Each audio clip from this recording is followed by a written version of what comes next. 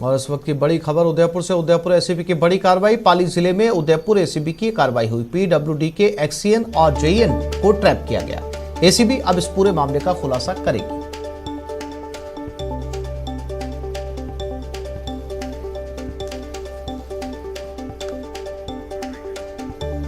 तो एसीबी की एक और बड़ी कार्रवाई। राजस्थान में लगभग रोज एसीबी की कार्रवाइयां सामने आ रही हैं। तमाम कर्मचारी और अधिकारी एसीबी के हत्थे चढ़ते रहते हैं। अब पीडब्ल्यूडी के एक्सीएन और जेईएन को भी ट्रैप किया गया है।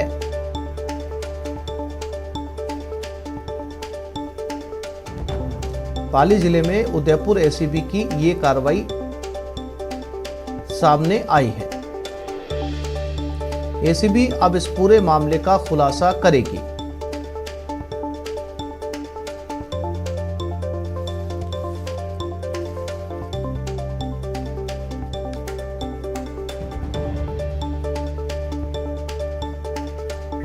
और इसी खबर पर ज्यादा जानकारी के लिए बात करते हैं हमारे उदयपुर संवाददाता कपिल शिमाली के साथ।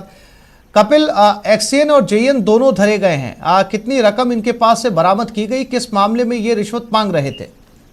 देखिए आसिफ, अभी ये कार्रवाई चल रही है। बेहद ही गोपनीय तरीके से इस कार्रवाई को अंजाम दिया जा रहा है। एसीबी का कोई अधिकारी और कर्मचारी अभी कोई जानकारी नहीं दे रहा है, लेकिन हमारे सोर्सेस से जो जानकारी मिली है अभी सिर्फ इसी बात की पुष्टि हो पाई है कि पीडब्ल्यूडी विभाग में एक्सीएन और जेईएन है जो कि पाली जिले में कार्यरत है। और उदयपुर की एसीबी की टीम को इसकी शिकायत मिली थी। उसके बाद में एसीबी के डीआईजी राजेंद्र प्रसाद गोयल के निर्देशन में एक टीम पाली रवाना की गई और इस कार्रवाई को अंजाम दिया गया है। देखिए, अपुष्ट जानकारियों के आधार पर अगर बात करें तो शायद ये कार्रवाई पाली हाईवे के आसपास अंजाम दी गई। हालांकि इसकी पुष्टि नहीं हो पाई है और जो राशि है उसकी भी पुष्टि नहीं हुई है, लेकिन बताया जा रहा है कि 10 लाख से 13 लाख के बीच की राशि भी होने की संभावना जताई जा रही है। हालांकि कुछ देर बाद करीब आधे घंटे के अंदर एसीबी इस पूरे मामले का पटाक्षेप करेगी और एक्सीएन और जेईएन कौन है उनके नाम भी सार्वजनिक करेगी। जी कपिल, जानकारी के लिए आपका धन्यवाद।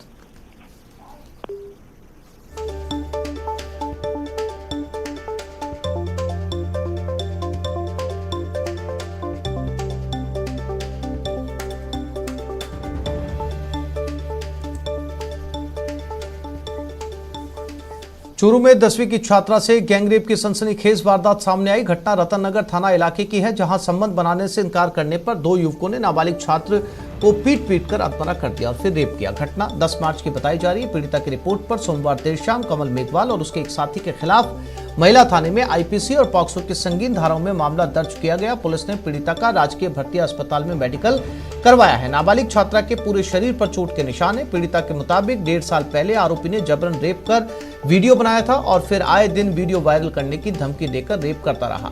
पीड़िता ने बदनामी के डर से परिजनों को इस बारे में कुछ भी नहीं बताया। 10 मार्च को फिर आरोपी युवक ने फोन कर उसे रात में खेत पर बुलाया, जहां आरोपी के साथ उसका एक और साथी मौजूद था। आरोपी ने पीड़िता को अपने साथ संबंध बनाने का दबाव डाला और जब पीड़िता ने इनकार किया तो उसे पीट कर अधमरा कर दिया और फिर गैंगरेप को अंजाम दिया।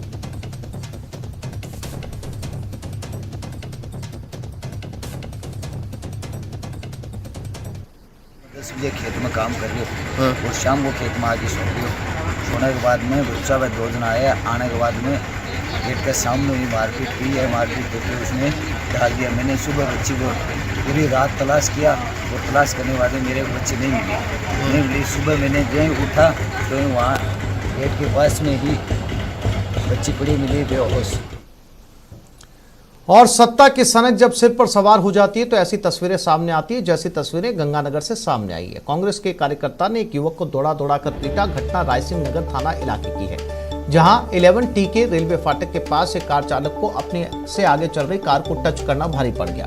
कार को हल्का सा टच होने पर कार चला रहा कांग्रेस नेता अशोक रायल अपना आपा खो बैठा और युवक की सरेआम डंडे से पिटाई करने लगा। युवक पिटाई से बचने के लिए इधर उधर भागता रहा, लेकिन कांग्रेसी नेता सत्ता के नशे में चूर होकर युवक को पीटता रहा। पूरी घटना का वीडियो अब सोशल मीडिया पर वायरल हो रहा है। कांग्रेस के तथाकथित नेता की जमकर किरकिरी भी हो रही है। किस तरह से सत्ता के नशे में चूर कांग्रेस का कार्यकर्ता कार के हल्का सा टच होने पर कानून अपने हाथ में लेकर युवक के साथ बेरहमी से पिटाई कर रहा है। पूरा मामला पुलिस तक भी पहुंचा, लेकिन दोनों ही पक्षों की तरफ से कोई मामला फिलहाल दर्ज नहीं करवाया गया है। हमारी गाड़ी खड़ी हुई थी फाटक पे गैराटी के, उसकी गाड़ी आगे थी। उसने हमारी गाड़ी को उससे गियर निकल गया, वो गाड़ी बैक आ गई। हमारी गाड़ी के साथ वो आकर गाड़ी उसकी लग गई, मर गई। तो इसमें मैंने उसको कहा कोई बात नहीं, अंकल जी को नुकसान है तो हम कर देंगे, तो कर देंगे। लेकिन वो मेरे को कूटने लग गया, बड़ी बुरी तरह कूटा। बेल्ट निकाल कर, वो पीछे वाली होती है ना रबड़, उससे मारा मेरे को। ये हाल कर दिया मेरा। किसी को कोई 1000 बंदा देख रहा है, सब कह रहे थे इसका कसूर नहीं है, लेकिन उसने इतनी मानी, वो कूटने ही लग गया। मैं ये करूँगा, मैं बिश्नोई हूँ, गाड़ी ड्राइवर कूट रहा है मेरा, ये मैं कर दूँगा, वो कर दूँगा। टोंक में मामूली कहासुनी के बाद हंगामा हुआ। हॉर्न बजाने को लेकर झगड़ा हुआ। बस संचालक और सब्जी व्यापारी के बीच झगड़ा हुआ। झगड़े में बस कंडक्टर घायल हो गया। अस्पताल में जमा हुई लोगों की भीड़ ने पुलिस पर एक तरफा कार्रवाई का आरोप लगाया। टोंक में मामूली कहासुनी के बाद यह हंगामा मचा है। जानकारी के मुताबिक बस स्टेशन के बाहर रोडवेज बस के कंडक्टर और सब्जी का ठेला लगाने वाले के बीच गाड़ी का हॉर्न बजाने को लेकर वाद विवाद शुरू हुआ, लेकिन पल भर में यह वाद विवाद मारपीट में बदल गया। देखते देखते धारदार हथियार निकल आए। मारपीट में सिर पर चोट लगने से कंडक्टर गंभीर रूप से घायल हो गया। घटना की खबर मिलते स्टेशन चौकी से पुलिस मौके पर पहुंची और घायल को अस्पताल में पहुंचाने के साथ ही 4 युवकों को पकड़ भी लिया। इसके बाद अस्पताल के बाहर लोगों की भारी भीड़ जमा हो गई, जिसकी खबर पाकर टोंक थाना और कोतवाली पुलिस भी मौके पर पहुंची। वहीं एडिशनल एसपी सुभाष चंद्र मिश्रा और सीओ सिटी सलेह मोहम्मद ने अस्पताल जाकर घायलों का हाल जाना। कंडक्टर ने मामले में पुलिस के रवैये पर सवाल उठाए और आरोप लगाया कि पुलिस ने आरोपियों पर कार्रवाई के बदले हमारे लोगों को ही थाने में बिठा लिया। हॉर्न बजा रहा था गाड़ी का, क्योंकि गाड़ी का हॉर्न मत बजे यहाँ पे, गाड़ी में आग लगा देंगे, नहीं तो फिर इससे जिसमें चली, फिर वो पाइप वाइप निकाल के ले आए। उन्होंने हमारे सरों पे हाथों पे तलवारें लेके आए। 6-7 चोर आए थे, बाकी सब बच गए। और जो होते हैं ना वहाँ पे 3 जन है, उनको पुलिस वालों ने भगा दिया वहाँ से। ये जो बस स्टैंड है पुरानी टोंक थाने में पड़ता है। यहाँ एक ठेला लगाता है और एक लोक परिवहन की बस थी, तो उसमें हॉर्न बजाने की बात को लेकर आपस में कहासुनी हुई और कहासुनी थोड़ी सी बढ़ते हुए धक्का मुक्की तक पहुँची। और इसी बीच जो आपस में इनके मारपीट की नौबत आई, जिसमें एक मजरूब है जिसको अस्पताल में भर्ती कराया गया है। और जयपुर में बेखौफ रेत माफिया, युवक को ट्रैक्टर से कुचला। युवक की देर रात मौत हो गई। गुस्साए लोगों ने करधनी थाने पर धरना दिया और पुलिस ने विरोध कर रहे लोगों को खदेड़ा। पुलिस के बीच तकरार भी हुई। लोगों ने पुलिस पर अपराधियों को बचाने का आरोप भी लगाया। करधनी इलाके में सरना डूंगर की एक घटना।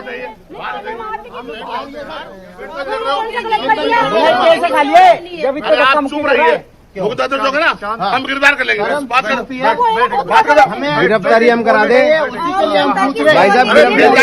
नेतागिरी नहीं चलेगी तो यहाँ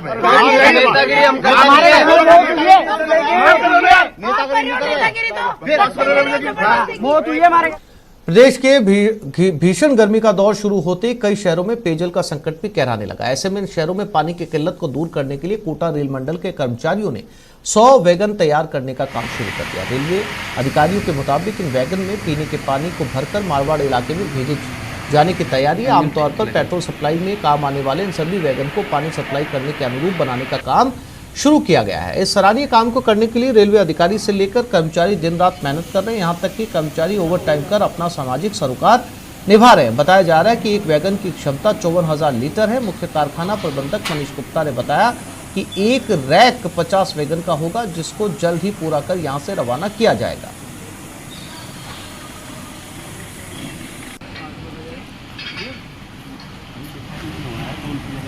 देखिए, ये 50 जो हम लोगों के वैगन्स तैयार हुए हैं वाटर टैंक वाले, ये हम लोग कल रवाना करेंगे यहाँ से।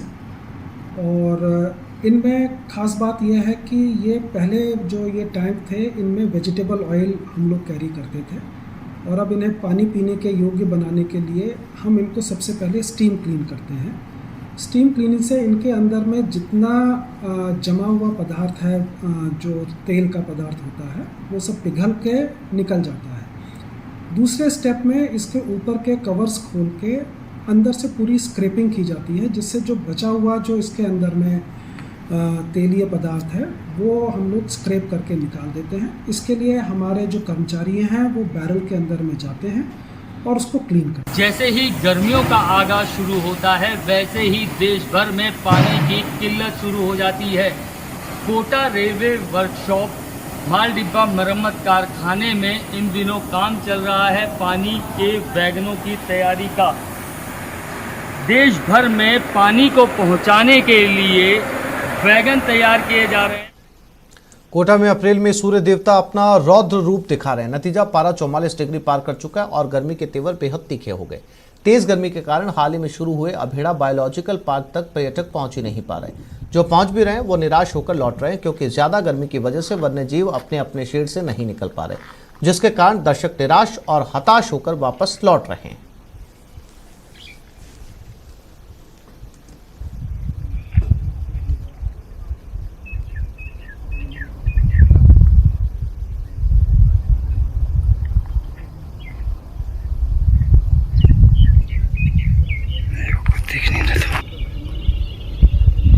कुछ जानवर नहीं दिखे, पैंथर अकेला दिखा है यहाँ पर। और गर्मी इतनी है कि कुछ इच्छा नहीं हुई आगे जाने की, देखने की कुछ। गर्मी इस हद तक है कि झुलस जाएगा आदमी। हाँ, झुलस जाएगा आदमी, इसलिए आगे कुछ नहीं देखा हमने। आगे है भी या नहीं है वो पता भी नहीं, क्योंकि आगे गए भी नहीं है गर्मी की वजह से। गर्मी की वजह से नहीं गए जी। गर्मी कितनी पड़ रही है इस वक्त कोटा में, और आप यहाँ घूमने के लिए आए इस वक्त गर्मी में? गर्मी बहुत ज़्यादा है इधर। तो हम तो गया बच्चे को लेके आए थे यहाँ पर, बच्चे को दिखाने के लिए मनोज शर्मा है उनके पास। अच्छा। हाँ, तो फ्री टाइम में सोचे चलो घूम लेते हैं। तो यहाँ तो हाल बेहाल है। जल की बर्बादी रोकने और बारिश का जल संरक्षण करने के अलावा झुंझुनू को यमुना नहर का पानी दिलाने की मांग को लेकर रिटायर्ड फौजी आजाद सिंह 15,000 किलोमीटर की साइकिल यात्रा निकालेंगे। इस यात्रा को लेकर वो तैयारियों में जुट गए हैं। आजाद सिंह ने बताया कि शेखावटी खास तौर पर झुंझुनू में पानी की किल्लत है, भूजल काफी नीचे है। ऐसे में लोगों को जल का महत्व समझाने और यमुना नहर का पानी उपलब्ध करवाने के लिए वो जल्द ही पूरे प्रदेश में 15,000 किलोमीटर की यात्रा शुरू करेंगे।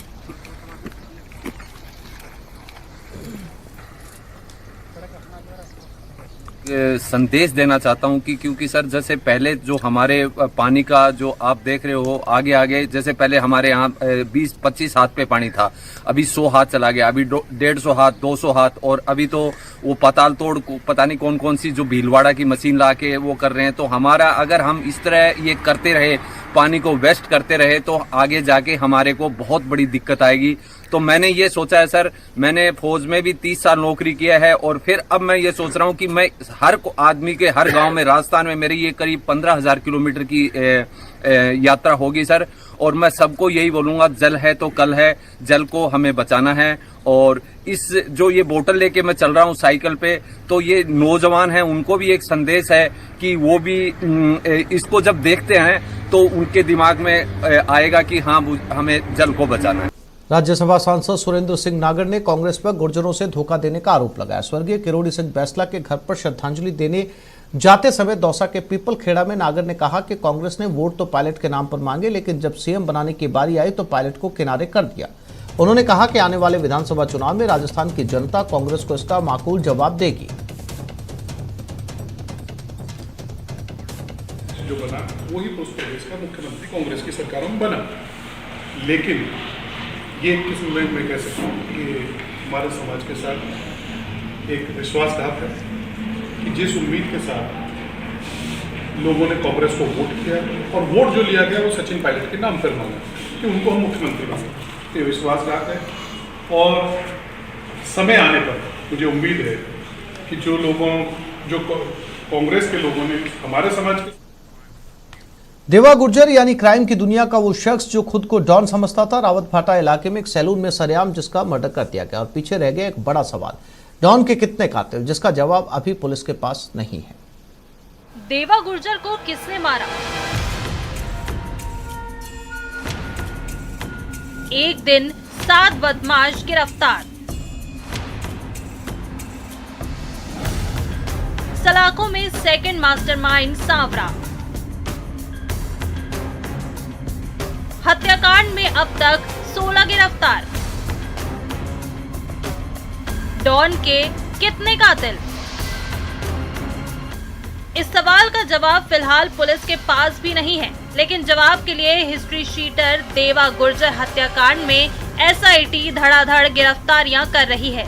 एक ही दिन में मर्डर करने वाली गैंग के 7 बदमाशों को दबोच लिया गया है।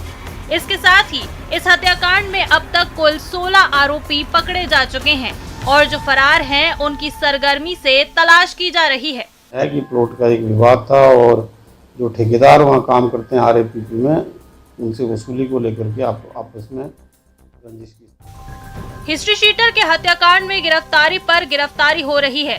पुलिस ने इस मामले में चेचट रावत भाटा से सेकंड मास्टरमाइंड सावरा को पकड़ा है, जबकि आधा दर्जन आरोपी अभी भी पुलिस की गिरफ्त से दूर हैं।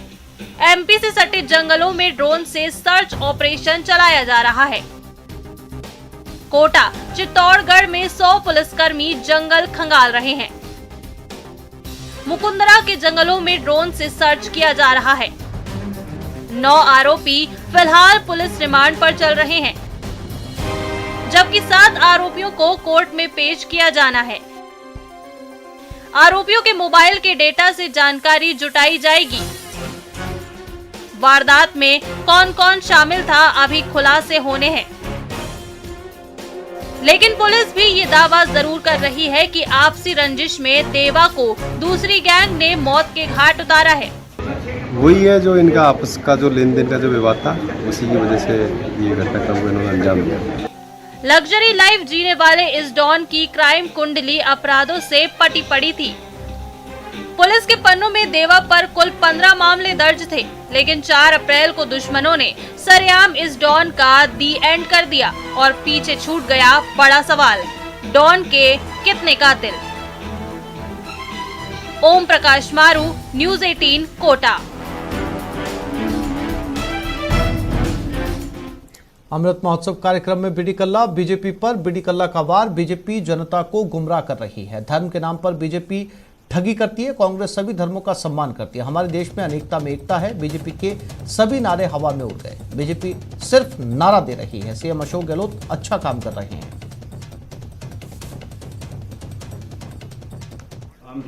आज भारत सरकार के कला और संस्कृति मंत्रालय की तरफ से पूरे देश के राज्यों के विभिन्न मंत्रियों की कॉन्फ्रेंस है, जिसमें आजादी का अमृत महोत्सव, इसके बारे में अब तक जो काम किए गए हैं उसकी समीक्षा की जाएगी और आजादी के अमृत महोत्सव में कौन कौन से राज्य क्या क्या काम कर रहे हैं, किस तरीके से कर रहे हैं, इसके बारे में विषय तो यही है। आज दिन भर जो है भारत सरकार की तरफ से अपने अपने प्रेजेंटेशन दिए जाएंगे और कल के सेशन में विभिन्न राज्यों के मंत्रियों के बारे में वो अपना अपना क्या कर रहे हैं उसके बारे में, राजस्थान का भी नंबर है, उसमें गुजरात है, कर्नाटका है, जम्मू कश्मीर है, इन 4 राज्यों को क्या क्या उन्होंने अपने कार्यक्रम किए उसके बारे में वो अपना रिप्रेजेंटेशन देंगे। देखिए, भारतीय जनता पार्टी का तो काम ही केवल सोसेबाजी करना है और सगुफे छोड़ना है। गणेश जी को दूध पिला दिया, उनको वोट दे दो। अरे लोगों के पेट तो भूखे हैं, उनको तो दूध पिलाया नहीं, और गणेश जी को आप क्या दूध पिलाओगे? तो सारी दुनिया को दूध पिलाते हैं। ओमनीपोटेंट, ओमनीसेंट, ओमनीप्रेजेंट है, ये सर्वशक्तिमान है, सर्वत्र व्यापक है, सब में व्यापक है, सर्वशक्तिमान है, उनको आप क्या दूध पिलाओगे? लेकिन केवल ये धर्म के नाम से ठगने की कोशिश करते हैं। कांग्रेस पार्टी जो है वो सभी धर्मों का आदर करती है और कुल मिलाकर के हमने कभी भी देश को जो है ये संदेश नहीं दिया कि हमारे यहाँ कोई अनेकता है। हमने अनेकता में एकता का संदेश दिया। आजादी की लड़ाई में भी अनेकता में एकता का हमारे नेताओं ने संघर्ष, अनेकता में एकता के नाम पर संघर्ष किया और देश को आजादी दिलाई। और कुल मिलाकर मैं ये कह सकता हूं कि भारतीय जनता पार्टी जो है वो प्रदेश में विपक्ष का रोल तो अदा नहीं कर रही है, किंतु केवल मात्र जो है सोसेबाजी करके राजनीति कर रही है। मैं आपको बता सकता हूं कि इन्होंने ये लोकसभा के चुनाव से पहले बीजेपी ने ये कहा था कि हम 15 लाख रुपए हर एक के खाते में डालेंगे, किसानों की आय दोगुनी कर देंगे, 2 करोड़ लोगों को प्रतिवर्ष रोजगार देंगे। इन वायदों का क्या हुआ? सब हवा में उड़ गए। तो इसलिए केवल मात्र नए नए नारे देना, नए नए सबूते छोड़ना, इसके आधार पर राजनीति। कांग्रेस जो है ठोस राजनीति करती है और कांग्रेस वास्तव में गरीबों के लिए काम करती है। अभी हमारे माननीय मुख्यमंत्री जी ने इंदिरा गांधी शहरी बेरोजगारी योजना की शुरुआत की है। पहले मनरेगा की योजना यूपीए गवर्नमेंट में मनमोहन सिंह जी और सोनिया गांधी जी ने, राहुल गांधी जी ने शुरू की थी, लेकिन अब केंद्र सरकार क्या कर रही है? अभी देखिए नई पेंशन योजना जो नए कर्मचारियों के लिए दी है, उससे पूरा भूचाल आया हुआ है देश की राजनीति में। तो अच्छे काम करने चाहिए, हमारे मुख्यमंत्री जी अच्छे काम कर रहे हैं और ये केवल मात्र जो है सोसेबाजी और ये कहना चाहिए सबूत में छोड़कर नारेबाजी करके वोट लेना चाहते हैं। देश भर में सत्ता से सिमटती जा रही कांग्रेस मरुधरा में भी बदलते सियासी माहौल को लेकर धर्म संकट में नजर आ रही है। तरह तरह के धार्मिक आयोजनों के जरिए हिंदू वोट बैंक को साधने की कोशिशें तो हो रही है, लेकिन पार्टी अब भी इस मुद्दे पर खुलकर नहीं बोल पा रही और असमंजस की यह स्थिति कांग्रेस का नुकसान कर रही है तो बीजेपी को फायदा पहुंचा रही है। देखते हैं इस रिपोर्ट में। बीजेपी का सियासी वार